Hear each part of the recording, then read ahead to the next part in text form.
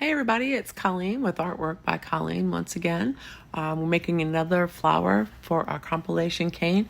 Today it's going to be the purple aster, and I've got some darker purple that I need to lighten up, so I added some white to it, but it wasn't quite as much contrast as I wanted with the dark purple, so here I am going with a little more white. The reason you see two whites is one was a softer clay, so I wanted to combine that. Now I'm just going to make a simple Skinner blend with the two purples. I'll get that rolled out, and then I'll be right back and show you the result. And there we go. Now I'm going to take it like I usually do, put it through the pasta machine lengthwise on a fairly thin roll. And now that it's rolled out, I'm going to go ahead and make an accordion fold so that we can start to put the petals together. So I made this one kind of bigger because it's going to be quite a few petals to get this cane to look kind of the way I'd like it to. And now we're going to go, the dark is going to be on the outside this time of the petals, and I'm going to add a light on the inside. And now at this point, I'm just pressing it down so that I can make it a lot smaller. It's going to take a good length of time to push it out the way I want it. I went through this really fast because I didn't want y'all to get bored. It does take a good while to get it where you want to go. The petals that I'm doing, it's going to be pretty thin and it's going to be pretty small. The petal turns out to be just a little bit larger than the center of the flower. So now that I've got the petal pretty much squished out, just about as long as I want so that we can get started making petals, I think it's time that we go ahead and put together the center. And for that I used kind of a yellow and then sort of a copper color and made another Skinner blend. But this time I'm going to do a bullseye cane to fold it out for the center. So after it goes in the pasta machine a little bit, then I'm going to do it that way and then come back with a longer one.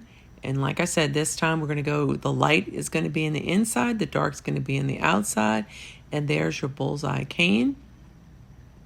I decided I had to roll it down a little bit more because I didn't want it to be quite so big, because I have made the petals a certain size and I want it all to fit.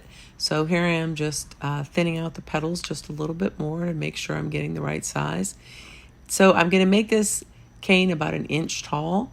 So I'm measuring out. I cut off that little bit that was not so good on the end.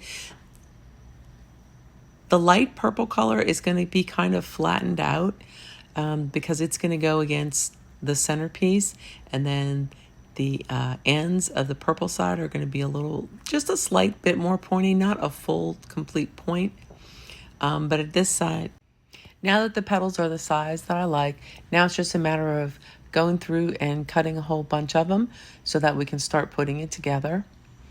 I have several here, so I'm going to start building my flower.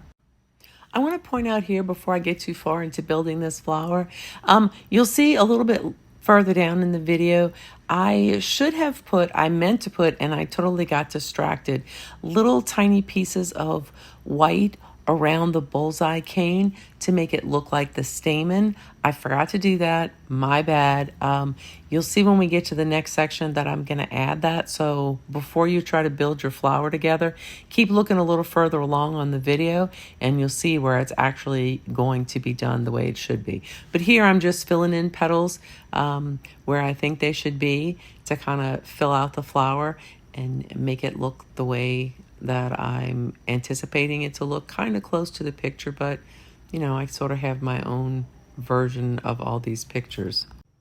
As we move along and I continue to build this, we're getting close to the end. I'm just going to need to cut a couple more pieces. I came back to show the completed flower. The best way to keep all the separation of the petals is to go ahead and fill it in. I'm using translucent here if you don't want to use translucent.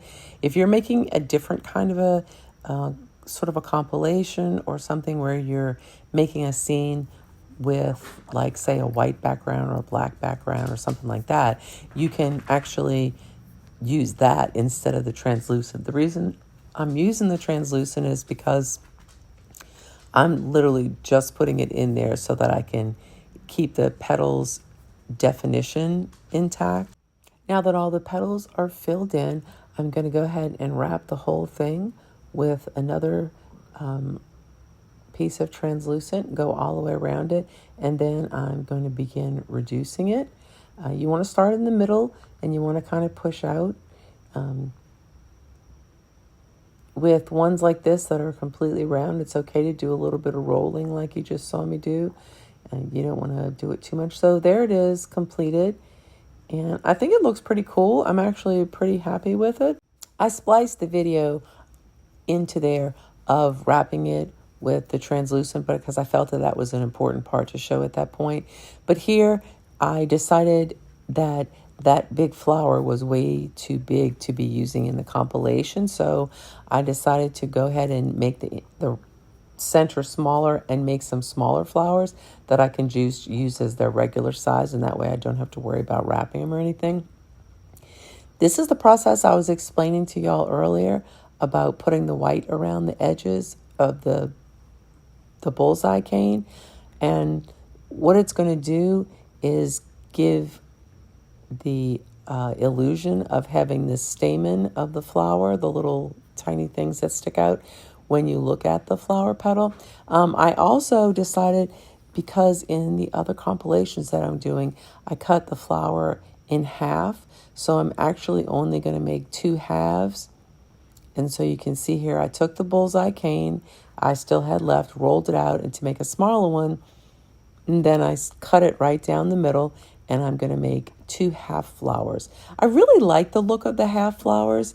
They're not good for everything, obviously, but when you're building something like that, it's kind of cool just to see the half flower, especially when you go to start reducing a cane, and you can see like the flowers kind of match up really well.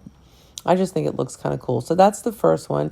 Now, once again, I took the white and wrapped it all around the other piece, and I'm just going to go ahead and go here and cut out these the pieces for the petals once again. And here's my other half of the flower. Now, I didn't make them exactly the same because I feel like that's kind of the true nature of the flowers. They're not going to be exactly the same. And they also might be going in different locations where they'll fit in just like that. Then I decided, since I had some left, I'm going to go ahead and make a whole flower, but smaller, so that I can theoretically use it in the compilation cane. So once again, I put all the white.